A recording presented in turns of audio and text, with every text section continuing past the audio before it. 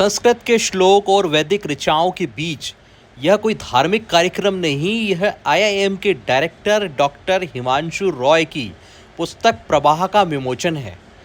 उन्होंने प्रवाह नाम की पुस्तक लिखी है जिसका विमोचन का कार्यक्रम हुआ।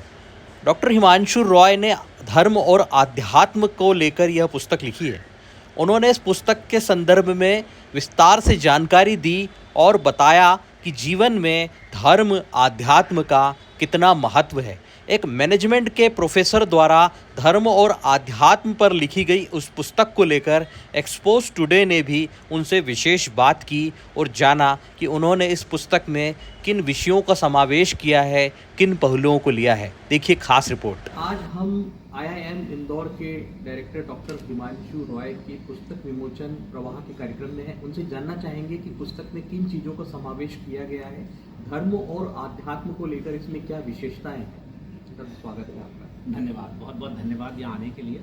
और इस पुस्तक का प्रवाह में, और इसका नाम प्रवाह इसलिए रखा क्योंकि जैसे कि नदी का जो प्रवाह होता है वो दोहरे पाटों के मध्य से गुजरता है, उसी प्रकार से जो हमारे जीवन का प्रवाह होता है वो भी दोहरे पाटों के मध्य से गुजरता है। कभी जीवन में सुख के क्षण होते हैं, कभी दुख के क्षण होते हैं, कभी शांति होती है, कभी अशांति होती है।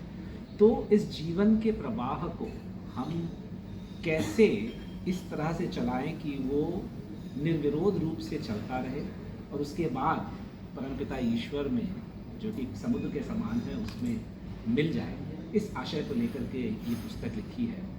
और इस पुस्तक में जैसा कि आपने बोला कि ये आध्यात्मिकता के ऊपर है, और आध्यात्मिकता को लेकर के लोगों के मन में बहुत संशय होता है क्योंकि कभी कभी आध्यात्मिकता को पंथाचार के साथ जोड़ते हैं। तो इसमें हमने आध्यात्मिकता को लिया है कि आत्मा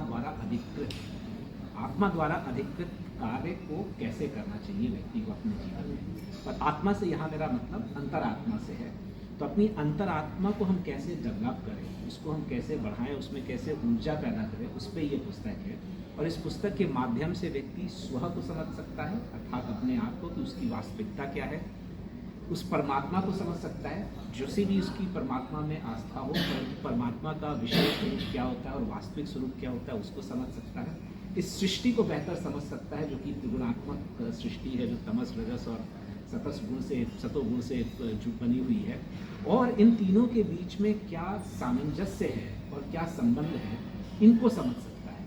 तो जब व्यक्ति इस आध्यात्मिकता को समझ लेता है तो उसकी अंतरात्मा इतनी सशक्त हो जाती है कि वो कभी भी ऐसा कार्य नहीं करता जिससे कि उसको लज्जा, भय अथवा शंका, इन तीनों में से किसी चीज़ का अनुभव।